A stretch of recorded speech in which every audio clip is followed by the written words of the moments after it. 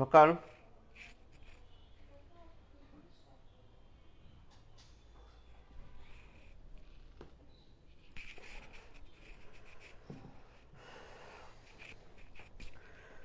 আউযুবিল্লাহি মিনাশ শাইতানির রাজিম বিসমিল্লাহির রহমানির রহিম।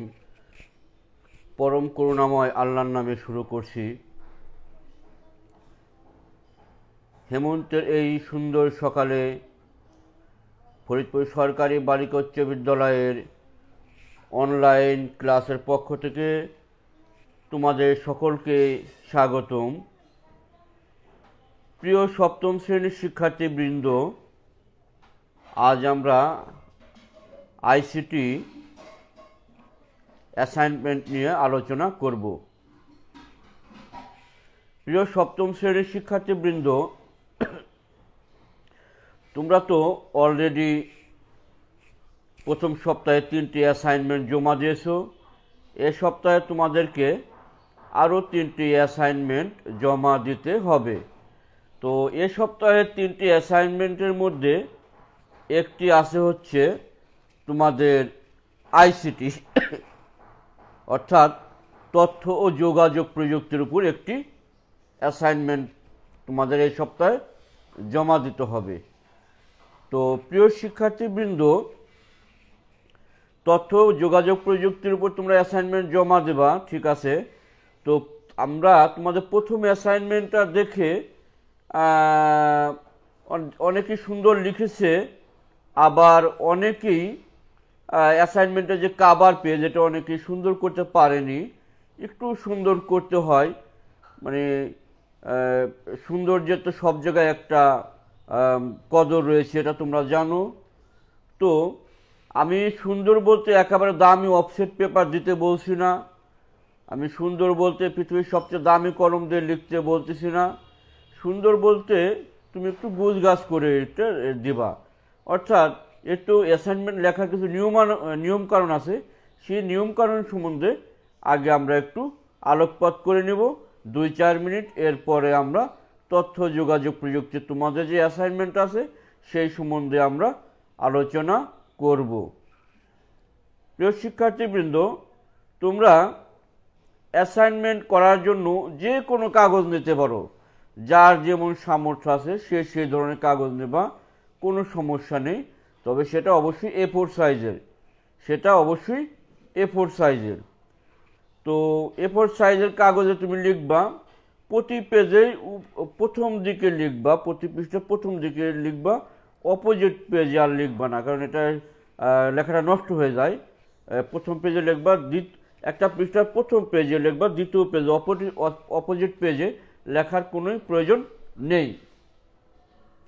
আর উপরে যে কাভার পেজের উপর যে লেখাটা, এটা অনেকেই তোমরা সঠিকভাবে লিখতে পারো না, বা তোমরা কেবল ছোট। তো আমি একটা কাভার পেজ তোমাদের এখানে একটু দেখিয়ে দিছি, তোমরা এটা থেকে ইনশাল্লাহ একটু উপকৃত হবা।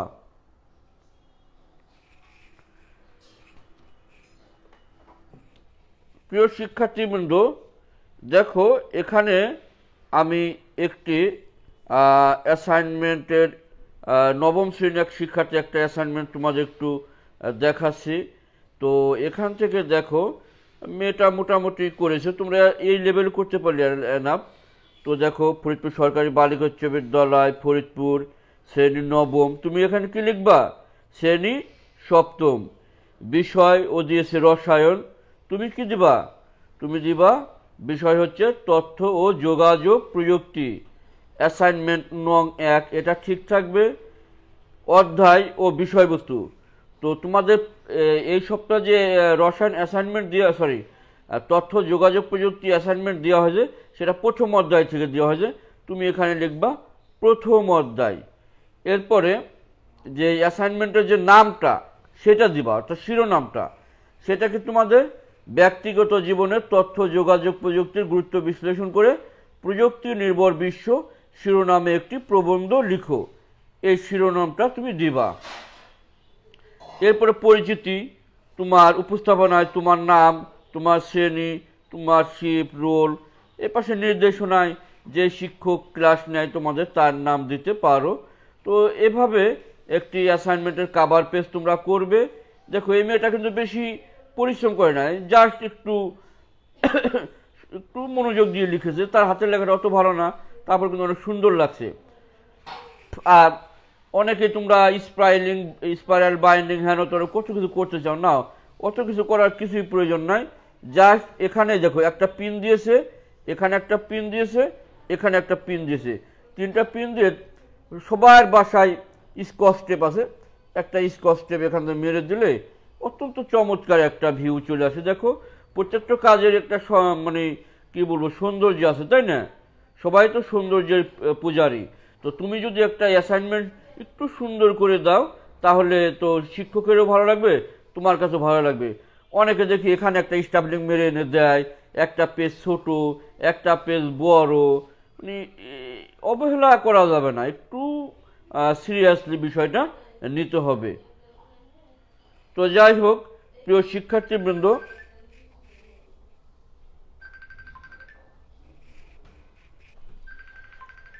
এটা নাও, আবার পরে সে রাখো।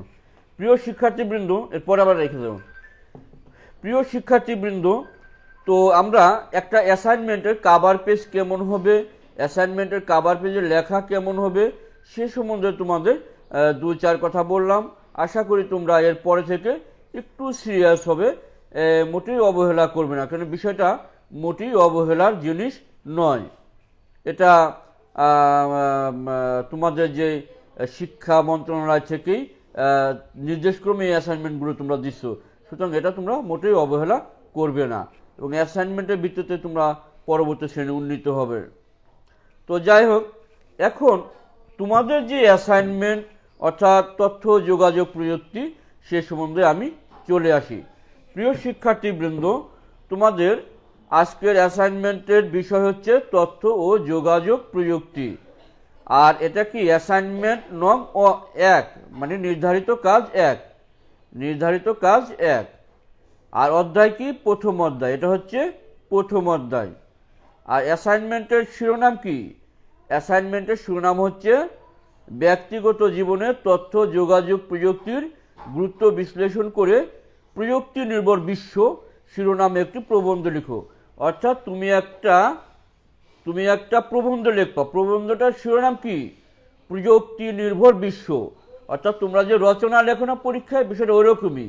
তুমি একটা প্রবন্ধ লিখবা, প্রবন্ধটার নাম হচ্ছে প্রযুক্তি নির্ভর বিশ্ব। সুন্দর করে লিখবা প্রযুক্তি নির্ভর বিশ্ব, এরপরে ওই প্রযুক্তি নির্ভর বিশ্বের উপর তুমি তোমার কথাবার্তা লিখবা। তাহলে ব্যক্তিগত জীবনে তথ্য যোগাযোগ প্রযুক্তির গুরুত্ব বিশ্লেষণ করে আমরা একটা প্রবন্ধ লিখব যার নাম হচ্ছে প্রযুক্তি নির্ভর বিশ্ব। প্রিয় শিক্ষার্থীবৃন্দ, এই প্রবন্ধে তুমি কি কি লিখবা সেই সম্বন্ধে আমরা একটু চলে আসি। ও আরেকটা কথা, তুমি যখন লেখাটা শুরু করবা, যখন তুমি অ্যাসাইনমেন্টটা শুরু করবা, ভিতরের পেজে যেখান থেকে শুরু করবা সেখানে কিন্তু উপরের শিরোনামটা কিন্তু দিয়ে নেবা। শিরোনামটা দিয়ে এরপরে তোমার যেই মূল টপিক প্রযুক্তি নির্ভর বিশ্ব, সে প্রযুক্তি নির্ভর বিশ্ব সুন্দর করে লিখে বড় হরফে নিচে এরপরে লেখা শুরু করবা। তো যাই হোক, এই প্রবন্ধে তুমি 4টা পয়েন্ট লিখবা। কি কি পয়েন্ট লিখবা আমরা একটা একটা করে আসি। প্রথমে আসবে হচ্ছে ভূমিকা। প্রথমে আসবে ভূমিকা। তো ভূমিকায় যদি আসি তাহলে তথ্য যোগাযোগ প্রযুক্তি কি, এই তথ্য যোগাযোগ প্রযুক্তি আমি কিন্তু তোমার উত্তর বলে দেবো না, আমি জাস্ট একটু গাইডলাইন দিতেছি, তোমরা কিন্তু তোমাদের নিজের ভাষায় লিখবা।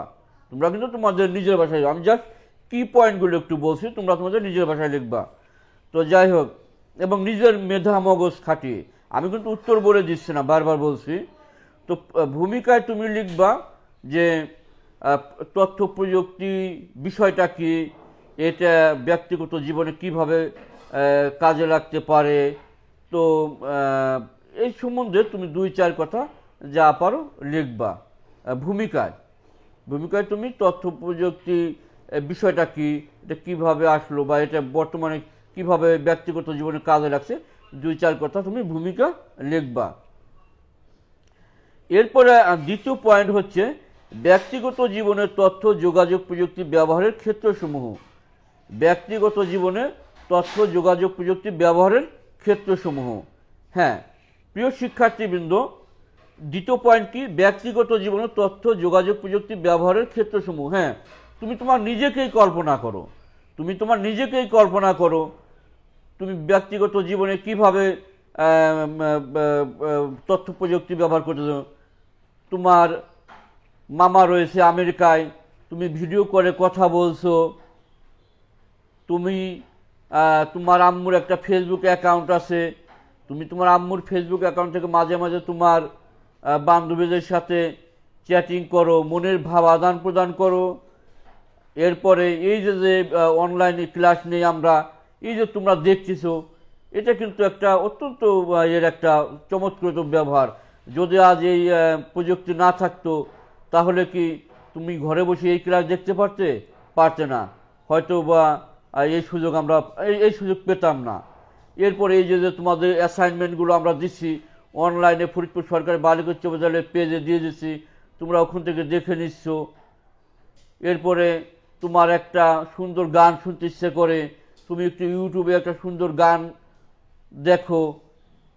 এবং আমি বলি, এই যে তোমাদের সপ্তম শ্রেণীর অ্যাসাইনমেন্ট আমি নিচ্ছি, তো এই বছর তো ক্লাস ফেব্রুয়ারি মার্চ পর্যন্ত ক্লাস হয়নি, তো সপ্তম শ্রেণীর মানে আইসিটি ক্লাস আমার আছে কিনা আমি জানিও না, তার কারণ হচ্ছে তো ক্লাস হচ্ছে 2-4 দিন। হ্যাঁ তো যাই হোক, সপ্তম শ্রেণীর আইসিটি বই আমার কাছে নেই। আমি কি করলাম কি এনসিটিভি থেকে ওইটা ডাউনলোড দিলাম, অথবা অ্যাপস আছে একটা, ষষ্ঠ থেকে নবম শ্রেণীর বইসমূহ একটা অ্যাপস আছে, সেই অ্যাপস থেকে আমি ওই বইটা ডাউনলোড দিয়ে এরপর আমি কিন্তু ওখান থেকে একটু তোমাদের প্রথম অধ্যায়টা একটু দেখে নিয়েছি আসলে কি আছে, যেহেতু তোমাদের এই লেকচারটা আমি দিব। তাহলে আমি কিন্তু এইভাবে কিন্তু তথ্য যোগাযোগ প্রযুক্তি ব্যবহার করলাম। এভাবে তোমরা যে কোনো তুমি নিজেকে চিন্তা করবা, তুমি কারো থেকে হাওলাত এই তুই লেখছা কি এটা করার কোনোই প্রয়োজন নাই। তুমি তোমার ব্যক্তিগত জীবনে তথ্য যোগাযোগ প্রযুক্তি কিভাবে ব্যবহার করো। হ্যাঁ তোমার বাবা একটা দামি মোটরসাইকেল কিনেছে, মোটরসাইকেলের একটা সিম দিয়ে ওখানে জিপিএস লাগিয়ে দিয়েছে, ওই মোটরসাইকেল এখন চোরে নিলে পরে সহজেই ওটা খুঁজে পাওয়া যাবে, কারণ ওইটা লোকেশন দেখা যাবে, তাই না? তারপরে তোমরা সুন্দর সুন্দর ইমেজ নামাইতে পারো। এটা বলে শেষ করা যাবে না, এটা আমার কাছে তোমার কোনো শোনার প্রয়োজন নেই। তুমি তোমার নিজ থেকেই এটা লিখবা যে ব্যক্তিগত জীবনে তুমি তথ্য যোগাযোগ প্রযুক্তির কিভাবে ব্যবহার করতেছো, ব্যক্তিগত জীবনে তুমি তথ্য যোগাযোগ প্রযুক্তির কিভাবে ব্যবহার করছো। এরপরে আমরা আসি 3 নম্বর পয়েন্ট, ব্যক্তিগত জীবনে তথ্য যোগাযোগ প্রযুক্তি ব্যবহারের গুরুত্ব। হ্যাঁ আমরা দেখলাম ব্যক্তিগত জীবনে তথ্য যোগাযোগ প্রযুক্তি ব্যবহারের ক্ষেত্র কোন কোন জায়গায় আমরা ব্যবহার করতে পারি। 3 নম্বর পয়েন্ট হচ্ছে ব্যক্তিগত জীবনে তথ্য যোগাযোগ প্রযুক্তি ব্যবহারের গুরুত্ব। এটা আমরা কেন ব্যবহার করব, ব্যবহার করে আমার কোন ঠেকা পড়েছে সেটাই আমরা এখানে ব্যাখ্যা করব। হ্যাঁ ব্যক্তিগত জীবনে তথ্য যোগাযোগ প্রযুক্তি ব্যবহারের গুরুত্ব। হ্যাঁ আমরা গুরুত্বটা বলি। এখন মনে করো যে তোমার বাবা ঢাকা গিয়েছে, হ্যালো বাবা আমার জন্য একটা ভালো দেখে ঢাকা থেকে একটা সুন্দর একটা চকলেট নিয়ে আসবে, ওটা তো ফরিদপুরে পাওয়া যায় না। আগে কি এই সুযোগটা কোনোভাবেই ছিল? কোনোভাবেই কিন্তু ছিল না। তোমার বাবা ঢাকা গিয়েছে, ঢাকা গিয়ে যে তুমি তৎক্ষণাৎ তুমি তোমার বাবাকে জানাই দিতেছো যে এইভাবে একটা চকলেট আনতে হবে, এই সুযোগটা আগে কল্পনাও করা যেত না। বা তোমার ভাই বিদেশে রয়েছে, তার চেহারাটা তোমার দেখতে ইচ্ছে করছে, তুমি কিন্তু সহজেই কিন্তু ইমোতে ফোন করে বা কোনো ভয়েস করে ফোন করে কিন্তু তার চেহারাটা দেখতে পারছো। তো এই সুযোগ কি আগে ছিল? তো যোগাযোগ প্রযুক্তি, তথ্য যোগাযোগ প্রযুক্তি যদি ডেভেলপ না হতো তাহলে এই সুযোগটা কিন্তু আমরা পেতাম না। বা এখন তোমাদের স্কুল থেকে অনেক গুরুত্বপূর্ণ জিনিস কিন্তু মেসেজ করে তোমাদের জানিয়ে দেওয়া হয়। তো তথ্য যোগাযোগ প্রযুক্তি যদি না আসতো এই সুযোগটা কি তোমরা পেতা? তোমরা কিন্তু এই সুযোগটা কিন্তু পেতা না। তাহলে তথ্য যোগাযোগ প্রযুক্তির ব্যবহারের যে গুরুত্বটা, গুরুত্ব, সেটা তুমি এই পয়েন্টে ব্যাখ্যা করবা যে আগে যদি তথ্য যোগাযোগ প্রযুক্তি না থাকতো তাহলে এই সমস্যা হতো, আর এখন তথ্য যোগাযোগ প্রযুক্তি থাকার জন্য আমি এই সুবিধা পাচ্ছি। এইভাবে তুমি তথ্য যোগাযোগ প্রযুক্তির যে গুরুত্বটা সেটা তুমি একটু বুঝিয়ে দিবা।